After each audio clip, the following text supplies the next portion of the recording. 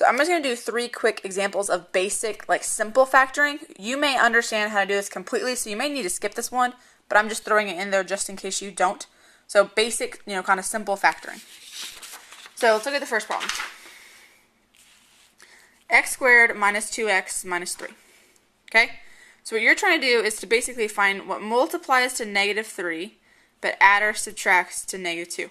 So the middle part is the adding and the subtracting, and the back part is the multiplying. Okay? So here's how you do this. You always multiply the front number and the back number to get the product, what you're trying to multiply to. That'll make sense later on in the video more than now, or the next video. So 1 times negative 3 is negative 3. Okay? So what I would do is I would list out what multiplies, don't worry about the negative 3, what multiplies to 3. And hopefully in your head you're just saying, well, 3 times 1 multiplies to 3. Nothing else does. So I need to find what combination of 3 or 1 add or subtracts to negative 2. So we're always going to start with x like this. I need to find out what combination of 3 and 1 I can get to negative 2. So 3 plus 1 is not negative 2, 3 minus 1 is not negative 2, and you can play with this in your calculator, but if you did negative 3 plus 1 in your calculator, you would get negative 2.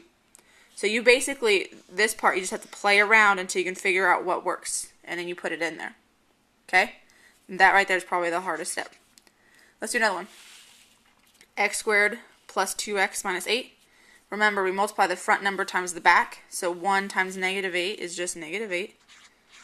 So what multiplies to 8? Well, you have 4 times 2, but you also have 8 and 1. A lot of people forget about that one. Okay? So which one of these is going to get me to a positive 2? Well, there's no way 8 and 1, add or subtracting, is going to ever get me to a positive 2. But 4 and 2 could. So we're going to do x. So how am I going to get a 4 and a 2 to subtract to positive 2? Well, you're going to say a positive 4 minus 2 means a positive 2. Okay? Simple factoring. Last one, and then we're done. X squared minus 3x plus 5. Remember, 1 times 5 is 5. What factors break down to 5? Well, the only one is 1 times 5. And I need that to add or subtract to a negative 6. This is the one that most of my students would miss because it's a little bit different thinking. Okay?